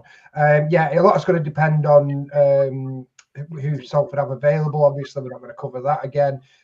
Interesting, Nenny McDonald's gone to Oldham for 3 weeks on loan. So to me, that says that Salford want to keep him, and they're just trying to delay, based on their takeover, which is probably good news for Salford fans on that front. Salford will have learned a lot from that game against them the last time, and I don't think Leeds were amazing when they played them. They were good, but I don't think they were amazing. But I think Leeds have kicked on a bit since then, and they're playing some very, very good stuff. Obviously, very good win over Saints, and obviously very unlucky to go down at Warrington, probably better statistically than the Wire in that game as well. So I would expect in this one Leeds to kick on. I think Connor's been great since moving into standoff, and I think they'll have probably a little bit too much regardless of what Salford team put out. So my prediction is going to be Leeds 9-17. That may get a bit closer depending on what Salford put out. Yeah, and of course, with the present plight of Salford, massive advantage this, Greg, from a Leeds perspective early on in the season to have met them twice so soon. You read my mind. It's a huge advantage anyway to teams that play them at this stage of the season. What Saints did to them, and so I agree 100% with Steph that how can we have this tie again? Less than a month after it's first been held if it's a cup game, fair enough. It's a league game. It's silly. It is silly. And Leeds Rhinos have a huge advantage. And I think Salford played really well the first game against them. First 20 minutes, they gave them a game. Not a lot of people were thinking that because of previous results that Salford were involved in. But I think Rhinos are probably going to be too strong, whichever team Salford put out, because Salford have still lost some players. So the team that they bring back still might not be as strong as their what would have been their first choice team first week of Super League. I'm going Rhinos 18+. Yeah, I see it the same. I think I saw enough of Leeds, and I think 2 weeks. So I mean, sometimes they want to be in the Challenge Cup, but sometimes it lands perfectly. We saw Brodie Croft limp off at the HJ. 2 weeks off, another 2 weeks to just build on what they've already got. I think, let's be fair, they probably started pre-season with a Frawley Croft in mind. That's spun now to a Connor Croft. So it gives them 2 weeks to really tighten that. And what I saw with the HJ between Connor and Croft, they were outstanding. Up until Croft going off, Leeds are winning that game. That for me was the pivotal moment. I keep saying it. Forget Palacia. If Croft stays on that field, I think Leeds win that game. Those two players look like they are made to play with each other. It's a big call 6 rounds in, but for me, they're a lot more potent with a Croft-Connor partnership than they will be with Frawley. And that is why 2 weeks of practice, 2 weeks of drills, 2 weeks of getting the bodies back together. I think, of course, Salford got the travel. Maybe the heartache of an exit. We know that Paul Rowley. We spoke to Paul a few, at the start of the season, and he made no bones about it. He'd have loved to have won something with his group of players. Of course, that's been fractured with the loss of some of the key personnel in there. And the only realistic chance Paul's got, if he is going to go upstairs at winning some silverware, is the Challenge Cup. So if there was to go out of this, I can imagine that being quite deflating on top of everything else. And I think Leeds will be the beneficiaries. That's why I'm going 18 plus. Right. Let's come away from that. Let's come to this. What a game. Here we go. This is what we're talking about. We're about to find out, gentlemen, a lot about KR. Steph, you said it a few moments ago. KR, great. Willie Peter's been outstanding, but he has got a real nemesis in Matt Pete and the Wigan Warriors. Greg, I will start with you. This is just tantalising. These are the games we wait for. And these games delivered. Everybody said last year's grand final was a damn square. It wasn't. I thought it was a great final. I thought it was a really, really good final. It just got broke open by a bit of genius in terms of Bevan French. This is a cracker. Absolute belter. Yeah. Over to you, sir. Talk us through it. I agree with you about the grand final last year. It was tactically a very, very good game, especially from Wigan. As you say, one moment of magic settled it in the end. There's very little, or there should be very little between these teams when we come to it on Friday. Hull KR have been playing sensationally well. Mikey Lewis, we don't have to wax lyrical about Mikey Lewis any more than we have done. Wigan faltered a little bit after Vegas, but I get a funny feeling that Wigan just have the nous. They just know how to win these big games. When teams come up against them full of confidence, top of the league, Wigan have a habit of bursting that bubble. And I think, Rovers fans will be dancing in the streets when they hear what I'm going to say. I think Wigan 1-9. I think it's going to be a close game. I think it might be quite a high-scoring game. A lot more points to be scored than that grand final. But I'm going Wigan 1-9. How many years have you been doing this? 4. It's 1-8. 1-8. I didn't have my hands. I couldn't count on my fingers. You got me all conscious. Oh, dear me. Steph, your thoughts on this one?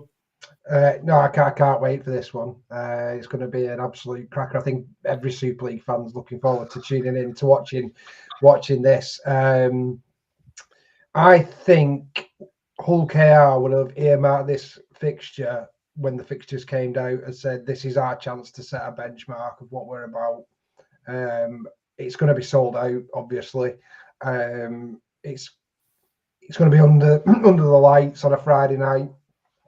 The atmosphere is going to be unbelievable, and I think the Rovers fans will blow the roof off this stadium in this game. It's going to be absolutely vociferous. Is probably a Reggie word to chuck in there. I think Wigan have been not the best this season, and I might make wins for some pelters on that, but they've lost at home to Lee in that very narrow thing. They've been knocked out of the Challenge Cup by Hull FC. I don't think they were brilliant against Salford last week. They were obviously trying a lot in a game they were expected to win, which probably resulted in a few errors. But I don't think that was the best preparation for them to go into this game. And obviously, with no game in the Challenge Cup, Hull KR's momentum is going to carry on.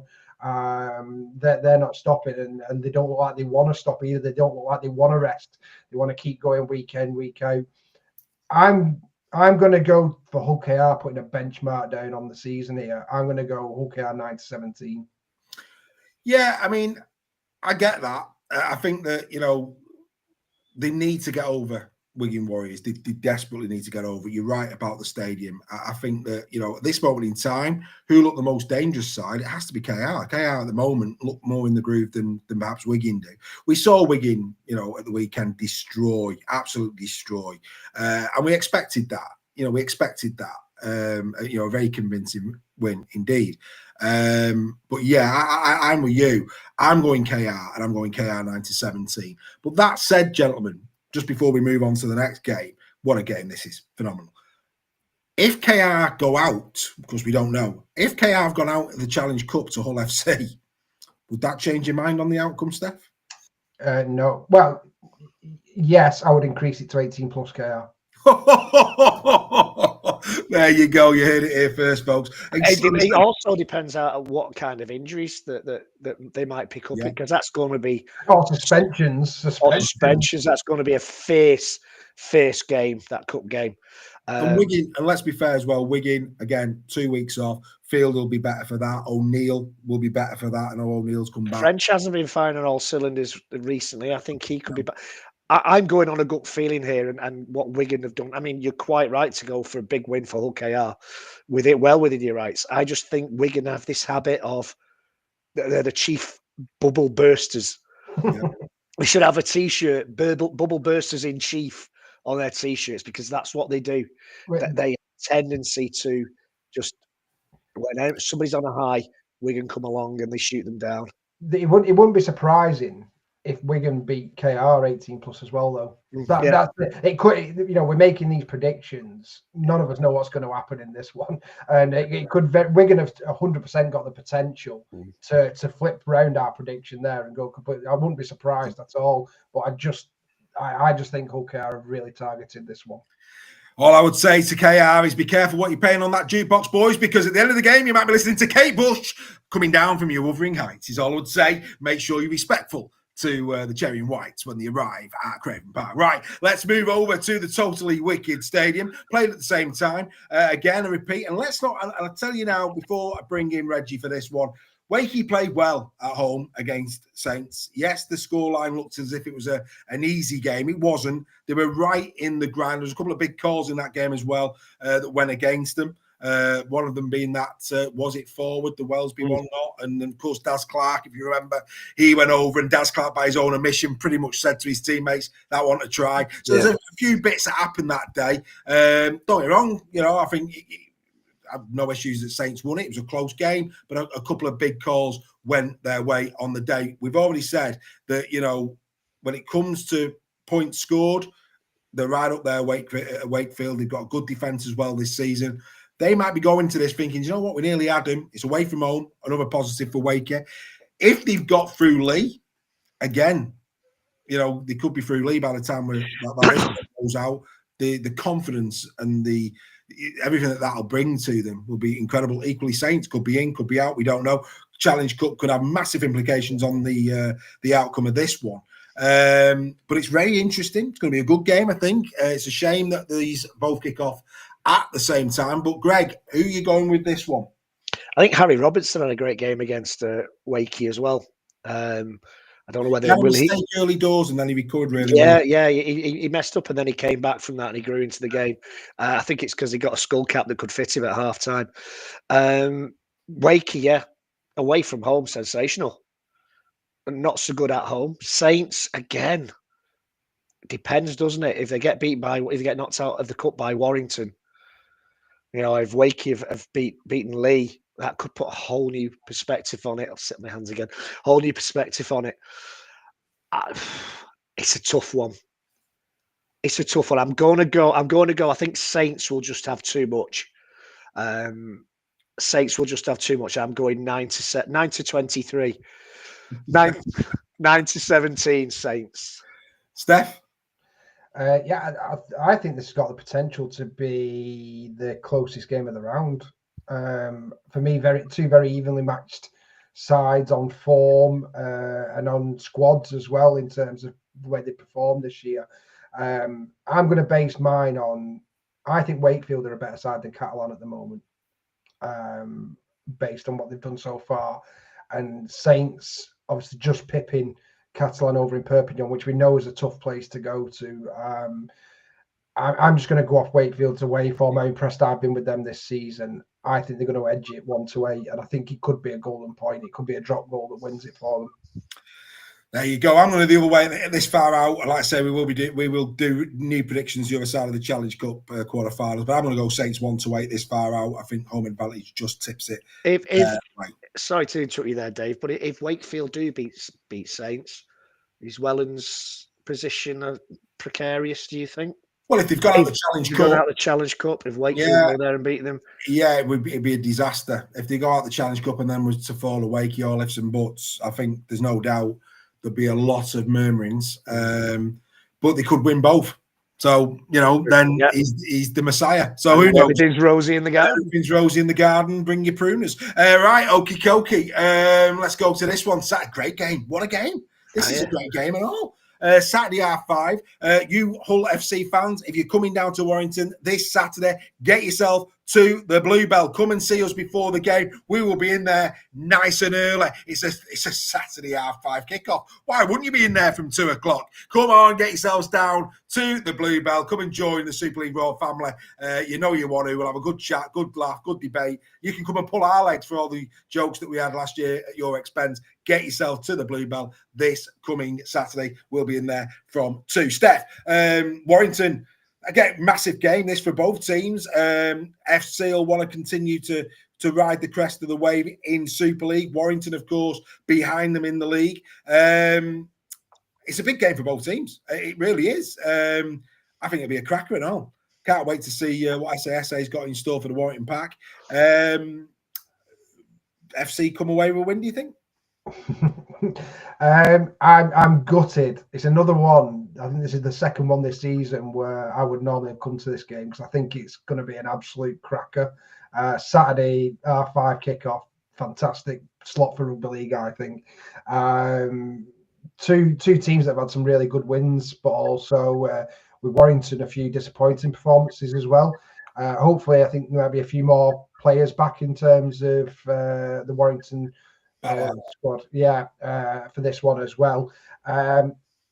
I think this is probably, take the Challenge Cup out of it, Hull FC's biggest test so far, going away to Warrington. I think Warrington is just going to have a little bit too much for them. I'll go Warrington 1-8. 1-8 the wire, Greg? Yeah, well, Hull came to us early doors last season and played really, really well until that ridiculous red card. They could quite easily have won that game. I think it was first or second game of the season last year. And Hull have improved massively from last season. As a Warrington fan, I'm hoping more of our backs are back. There's some that they're back in the squad for the Saints game. So hopefully, I think our backs probably are just edged Hull's backs. Not much in it, maybe at full back and centres. I'd put Lindop on the wing as well for this one, even if Thewlis is fit.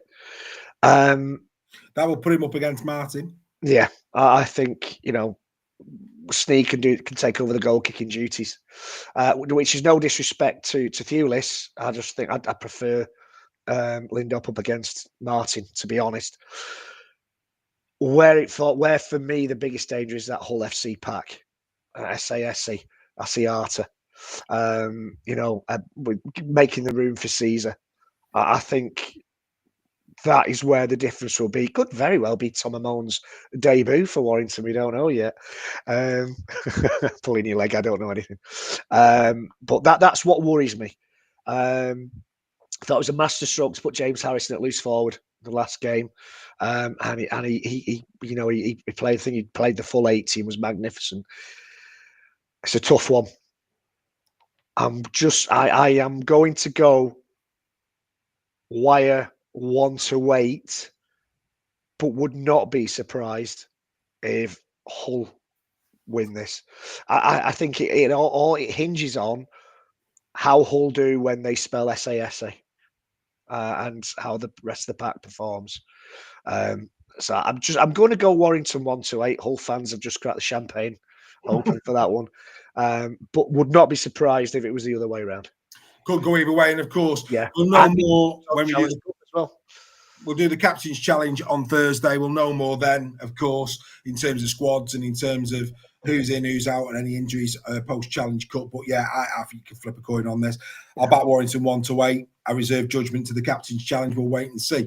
Right, we then move on to this one. Castleford Tigers hosting the Lee Leopards at the Jungle Saturday at 8 o'clock. So following this game, isn't that great? They've actually split it. Wonderful. Can watch both. Great times. Wonderful stuff. Greg, I'll start with you as it's the Leopards. Yep. Leopards to bounce back in Super League? You would think so, wouldn't you? You'd think they have a little bit too much for Castleford. I've been quite impressed with some of the performances Castleford have put in spells. You know, if they could manage to put that together, they could be a handful for quite a few teams, especially at home. It's a tight, compact ground. It's a vociferous crowd, as Steph might say. You know, the crowd's really on top of you. There's a lot of away players of away teams that have said it's the fact that the crowd is there and they're in your face. I would expect, you know, Castleford have got a couple of weeks off. Again, depends what happens this weekend, but I would expect Lee to win 9-17. I think they'll bounce back. Fair enough. Tom Amon, first game back for the Leopards. What's your thoughts on this? I don't think it'll be Tom Amon's first game back, to be honest with you. Jake Clifford's first game for the Leopards. I don't think it'll be Jake Clifford's either. No, unfortunately not. But I think this is one that Lee need to target as being a game we should be winning. I fully expect Lee to go to Castleford based on recent performances there. We like Castleford as a ground. We do quite well there normally. I'm expecting a real performance here from Lee, and you always have a do at me for under a selling league, so I'm going to go Lee 18+. Lee 18+ at the Jungle. I go 9-17 this far out. I do see it this far out. I'd be surprised if it wasn't. Again, though, you know, Wakey beat Lee in the Challenge Cup. What's the hangover from that? Equally, if Lee beat Wakey, they'll go into this buoyant. You know, it'd be interesting. And will there be changes? I mean, again, you know, we know Lee are probably not long off announcing some new signings coming into the club. When that happens, who they'll be, who knows? So yeah, a lot can happen between now and kickoff on Saturday at 8 o'clock. We'll have to wait and see. Right, the last game of the round. Hello. Good Lord. Is the Giants against the Catalan Dragons. Do you know, there's a part of me that thinks that Huddersfield really need to do well in this game, and they have the potential to do well in this game. You never know which Catalan Dragons is going to turn up. Equally, you don't know Huddersfield's either. So this, for me, you Cowbell Army guys out there, this could be an opportunity. Could be, especially if you get a few bodies back. And who knows, there could be new additions on loan in the shape of perhaps Bill Leyland from Hull KR, Danny Richardson from Hull KR, hearing on the wind. That might have already been announced. I don't know. Or it might not be announced. I don't know. But if those come in, interesting. I'll start with you, Steph, just for a change. Huddersfield against Catalan, what do you think? I'm going to be bold. I'm going to say this is going to be Huddersfield's first win. I think Catalan, they've got to travel over again. Obviously, that always has an impact on Catalan, as we know it does on the teams going over there. I think they're going to be bolstered by a few players coming into the team, Huddersfield, for this one. And I think they will really target this game. And Huddersfield have played pretty well in most of the games. They've been there or thereabouts. We all know how decimated they've been with their injuries and one thing after another there. But I can just see Huddersfield doing well in this one. I think it matches up well for them. I'm going to go Giants 9-17. Greg, do you agree with him? Well, it's going to be a massive crowd there on the Sunday afternoon. So It's cruel. Well, no need. Kick it when you don't ready it. Sorry, it had to be said. Yeah, difficult one again. Like the Saints, a bit like the Saints Wakefield game. This is one that's difficult to predict for maybe different reasons to the Warrington Hull or the Wigan Hull KR, in that Giants have performed again well in patches in games. Probably should have beat Warrington. Probably should have beat Warrington. Could have beat Hull FC. Yeah, have. And Catalan Dragons are flattered to deceive a little as well. It's a tough one. I'm purely on the fact that it's Catalans travelling, and I think McNamara. You know, when a coach is under pressure, a lot of times things don't go their way. I think the Giants. 1-8. Interesting. If Salford knock Catalan out, I could see Catalan going there and doing a number on Huddersfield as a bounce back. If Catalan win, and they were just one game away from Wembley, I think, as you're saying, this could be a chance for Huddersfield. Will they take their eye off the ball when it comes to Super League? So I think that result at the weekend last weekend, as you're watching this, between Catalan and Salford could have a bearing on this one as well. At some point, Huddersfield's fortunes have got to change. For me, they've got to. It was interesting because I think, and again, watch the interview that Greg did with Bella, because Bella was talking about. I think we might have showed it in the clip earlier. We've discussed a lot since then, where she said you've got to concentrate on your own game, and I think that is a great message for Huddersfield's team. Each individual player has got to do their job first and foremost, and trust that the man either side is going to do theirs. Because, you know, it's too easy to point the finger and look left and right. I think there's a lot of Huddersfield players that need to look in and need to deliver individually and trust in defence that the men left and right are going to do their job, and from there try and build something in attack. That, for me, is what Huddersfield need to do. If they achieve that, if they can get back to the defensive toughness that we saw in the early rounds, what we know about the Dragons, they don't score many points. Forget the Castleford game. Forget that. You know, we haven't seen Catalan Dragons put a number on a team where it's been sparkling rugby league, where they've really put them to the sword for many a month and year. So Huddersfield have got a chance. If they deliver a good defensive showing, they've got a big chance here. Like I said, Challenge Cup might have a bearing. So this far out, I'm just going to go on the basis of what I've seen. And I think I've seen more from Catalan at this moment in time, and I'll go 1-8 Catalan. But by the time we go captain's run, I might change that by the time we go there. Right, great chat, gentlemen. What we're going to do now is we're going to let you all know who the player of the month of March is for Super League Raw. Has to be 1 to 13, of course. So, gentlemen, I'll put the graphic back up on the screen. Of that 1 to 13, who would be your player of the month? I'll go. I'd have gone with either Mikey Lewis, SASA, or McMeekin, but I'm going to go just purely off the performance against Huddersfield, which tipped it over the edge for me. So I'm going Mikey Lewis. Greg? For me, between SASA, Wellesby, and Lewis, I think I go with Steph. I think, Mikey Lewis has just picked it. Let's find out.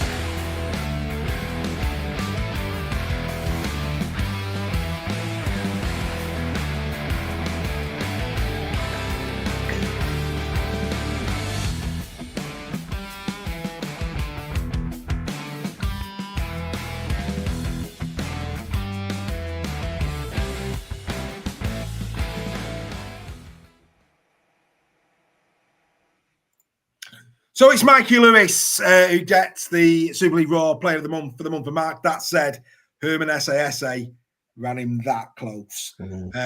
Two very different players, different positions. We will never do it because we play things straight and fair. But if I could have given two, I would have done. Such were they were both outstanding. But like you, I thought his performance at Huddersfield. And not just Huddersfield, you know, he came back from his injury against Saints, played a wonderful game there. Really, he's just been on a different level, you know, and you know, you just can't look past that. I mean, his numbers are ridiculous. You know, if he carried on that form, he walks Man of Steel, walks it, and should start for England in the Ashes if he carries on in that form. So last month's many thought was contentious. This month, I feel for Herman Essa. I really do. Like I say, he was that. Yeah. Essa. And I think Wellesby's had a great month as well. Well, back-to-backs as well. You know, like I said, Wellesby, Caesar, Junior and Semba have been back-to-back team of the months, starting 13. Walmsley, one on the bench, one in the starting 13. So you're right. I mean, again, you talk about 6 rounds of consistency. Incredible. Meakin as well was, you know, outstanding against Lee, outstanding against Warwick. You know, 2 decent, you know, people would say decent sides. He's been absolutely phenomenal for Wakefield, and everything that they're doing well is built off what Mike McMeekin's doing at the moment for them. I think he had a little drop off in the middle. That was the only thing with Mike. He had a little drop off in the middle. Yeah, but they lost. Who did they lose to? Oh, I'm trying to remember. FC was it? FC. He wasn't as good against FC. No. But don't get me wrong, still good, but not as good. But yeah, I mean, for me, like I say, I'm almost apologising to our black and white fans because Herman has been exceptional in one of the hardest positions on the field, no question. But we've seen a lot of magic from Mikey in the last 3 rounds. We really have. So that brings another edition of Super League Raw Weekly to a close. Apologies we've had to record it, but it is Easter. I am currently in a hotel in Watford with my little girl. She's been to see Harry Potter today, so I hope you don't be brilliant. She'll be floating on a broomstick at this moment in time with my little Gracie.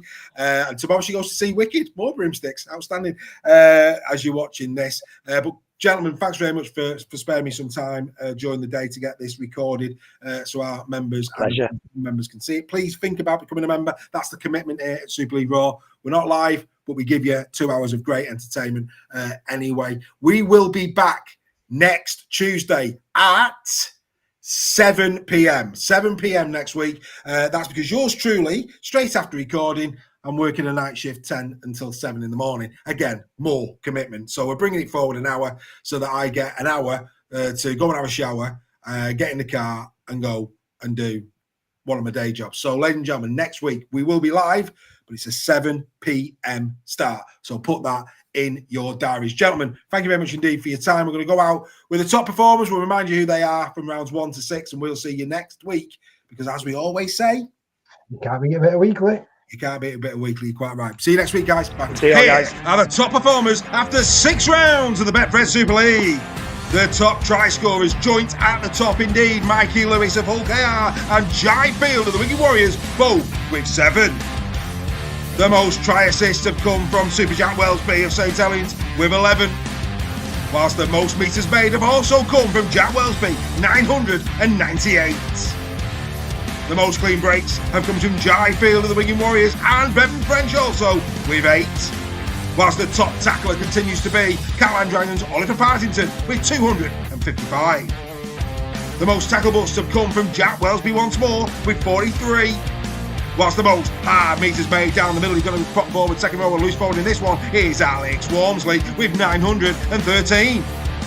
The most offloads have come from the Hermanator himself, Herman Essa with 15. Tabita Pangai Jr. has also made 15 offloads. And finally, the most goals that have been kicked this season thus far have come from St Helens Mark Percival with 26. These are the top performers after 6 rounds of the Betfred Super League.